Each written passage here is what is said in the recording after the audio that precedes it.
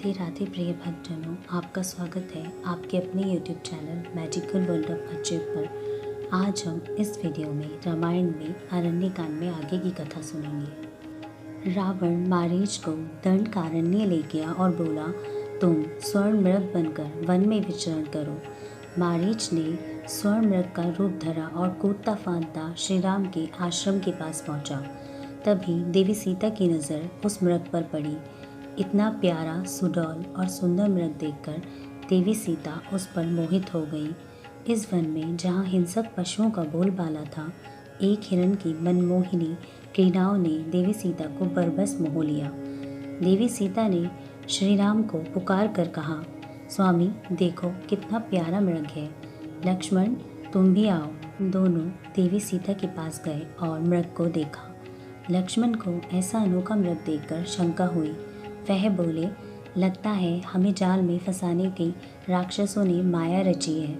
देवी सीता लक्ष्मण की बात की ओर ध्यान दिए बिना ही बोली, स्वामी इस मृग ने तो मुझे मोह लिया है, मैं इसे पालूंगी, आप इसे पकड़ कर ले आइए, इसे हम महल में ले चलेंगे। ऐसा मृग देखकर तो वहाँ सभी चकित रह जाएंगे। श्री राम ने देवी सीता को बहुत समझाया, पर वह स्वर्ण मृग पाने को कटिबद्ध थी। श्री राम इनकार नहीं कर सके। लक्ष्मण से बोले, सुनो लक्ष्मण, सीता यह मृग पाने के लिए बहुत ललायत हो उठी है, मैं उसे पकड़ने जा रहा हूँ। अगर यह राक्षस माया हुई तो उसे नष्ट करना हमारा कर्तव्य है। तुम यहाँ रहकर सीता की रक्षा करना। श्री राम ने अपना धनुष संभाला और मृग की ओर चल पड़े। मायावी मृग ने उन्हें अपनी ओर आते देखा तो कुलांचे मारता हुआ दूर जा भागा। श्री राम उसका पीछा करते रहे। मृग डरकर घने वृक्षों की ओर में जा छिपा। श्री राम ने धनुष बाण तान लिया और मृग का निशाना बांधकर आगे बढ़ते रहे। मायावी मृग पल भर में उन्हें नजर आता और फिर लुप्त हो जाता। मायावी मृग इस प्रकार श्री राम को आश्रम से काफ़ी दूर ले गया। अंत में श्री राम ने गुस्से से उस पर तीर छोड़ दिया, जो मृग की छाती में जाकर लग गया। बाण लगते ही मृग अपने असली रूप में आ गया। धरती पर छटपटाता हुआ मारीच श्री राम के स्वर में जोर जोर से हे सीते, हे लक्ष्मण पुकार कर मर गया। श्री राम ने यह हाल देखा तो समझ गए कि लक्ष्मण का विचार सही था। यह तो राक्षसों का कोई कुचक्र है। वे मृत मारीच को वहीं छोड़कर कुटिया की ओर दौड़े। उधर श्री राम की प्रतीक्षा में बैठी देवी सीता ने हे सीते, हे लक्ष्मण सुना तो समझा श्री राम किसी संकट में फंस गए हैं। उन्होंने लक्ष्मण से कहा कि वह शीघ्र जाकर भाई की सहायता करे। कैसी सहायता भाभी? लक्ष्मण बोले, उनका कोई कुछ नहीं बिगाड़ सकता। फिर श्री राम मुझे तुम्हारी रक्षा के लिए छोड़ गए हैं, मैं उनका आदेश कैसे नकार दूं? घबराइए मत, भैया आते होंगे। देवी सीता को यह उत्तर पसंद नहीं आया। वह क्षुब्ध होकर बोली, तुम कैसे भाई हो लक्ष्मण? तुम्हारे भाई संकट में फंसे तुम्हें पुकार रहे हैं और तुम हो कि यहीं खड़े हो।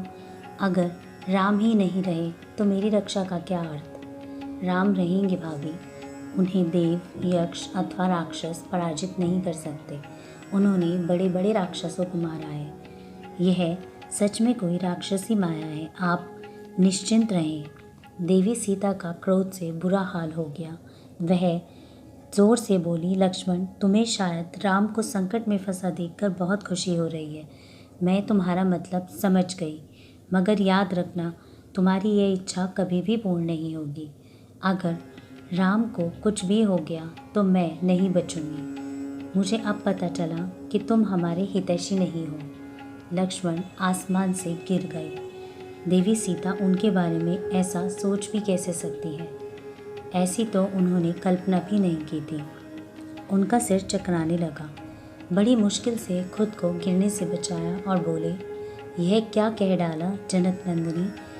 मैंने हमेशा तुम्हें माता के रूप में ही देखा है। मैं तो भाई के आदेश पर यहाँ खड़ा हूँ। ऐसे कटु वचन तुम्हें नहीं कहने चाहिए थे, पर लगता है होने को कुछ और ही मंजूर है। ठीक है, मैं जा रहा हूँ। हे देवताओं, तुम साक्षी रहना, मैं भाभी सीता के कहने पर ही जा रहा हूँ। यह कहकर लक्ष्मण ने अपना धनुष बाण संभाला और कुटिया से चल दिए। चलते वक्त उन्होंने कुटिया के चारों ओर तीर से सीमा रेखा अंकित कर दी और देवी सीता से बोले, इस रेखा से बाहर नहीं निकले, अन्यथा अनर्थ हो जाएगा। रावण पास ही छिपा सब देख रहा था। लक्ष्मण के आश्रम से दूर होते ही रावण ने साधु का वेश धारण किया और आश्रम में घुसने के लिए आगे बढ़ा, मगर लक्ष्मण की सीमा रेखा पार नहीं कर सका। इसीलिए आश्रम के पास पहुंचकर गुहार लगाई, कोई है भिक्षा दो। देवी सीता ने भिक्षुक की पुकार सुनी तो वे 2 मुट्ठी भिक्षा लेकर बाहर निकली। उसने सीमा रेखा के अंदर से ही भिक्षा देनी चाहिए, मगर रावण बोला, हम बंदी भिक्षा नहीं लेते, साधु से डर कैसा, अगर भिक्षा देनी ही है तो बाहर आकर दो। देवी सीता ने भी सोचा, सचमुच साधु से डर कैसा, इसलिए वह सीमा रेखा से बाहर निकल पड़ी। उनके बाहर निकलते ही रावण वास्तविक रूप में प्रकट हो गया। सीता बुरी तरह घबराई और बोली, अरे नराधम, तू कौन है? मैं हूँ लंकापति रावण, तुम्हारे सौंदर्य का रसिया। यह कहकर रावण ने सीता को उठा लिया। देवी सीता बहुत छटपटाई, चिल्लाई, मगर उस व्यवहार में उनकी रक्षा करने वाला कोई नहीं था। रावण ने उन्हें रथ पर डाला और आकाश मार्ग से लंका की ओर उड़ चला। रावण अट्टहास करता हुआ बोल रहा था, वहाँ तुम राज्य करोगी सीता, मैं त्रिलोक जयी हूँ, मगर तुम्हारे रूप के सामने मैं सब कुछ हार चुका हूँ। तुम मेरी समस्त रानियों में सर्वोत्तम हो, तुम्हें मैं महारानी बनाऊंगा। वहाँ तुम्हारी सेवा करने को असंख्य दासियाँ होंगी, तुम्हें कोई कष्ट नहीं होगा। कपटी राम तुम्हें कभी नहीं छोड़ेंगे। नीच, तुमने जो हरकत की है, राम उसका बदला अवश्य लेंगे, तुम उनके हाथों अवश्य मरोगे। देवी सीता राम राम पुकार रही थी और विलाप करने लगी। अब उन्हें महसूस हुआ कि लक्ष्मण को बलात् अपनी स्तर से दूर भेजकर उन्होंने ठीक नहीं किया। वह ज़ोर ज़ोर से रोने लगी। उनके रुदन से सारा वातावरण गूंज उठा। तभी उनकी नज़र जटायु पर जा पड़ी। वह बोली, हे जटायु, मेरी रक्षा करो, रावण मेरा हरण करके ले जा रहा है। श्री राम को यह खबर अवश्य दे देना।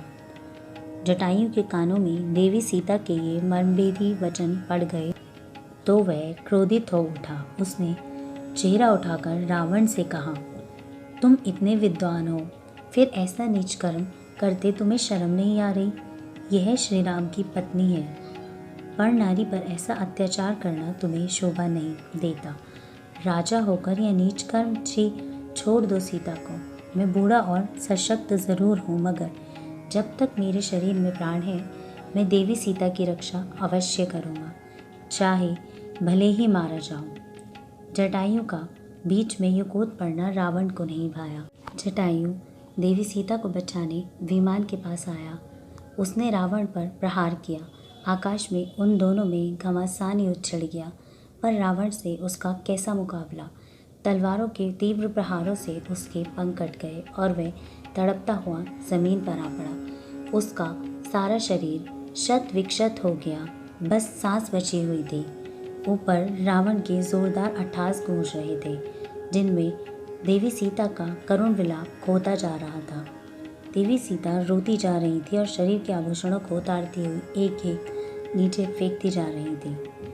अब रावण का विमान लंका की ओर चला जा रहा था। देवी सीता के कुछ आभूषण किष्किंधा पर्वत पर जा गिरे। किष्किंधा पर्वत पर वानरों का निवास था। आकाश से गिरते आभूषणों को देखकर वानरों की निगाहें ऊपर उठ गईं। एक नारी को भिलकते देखकर वे हैरान रह गए। जय श्री राम।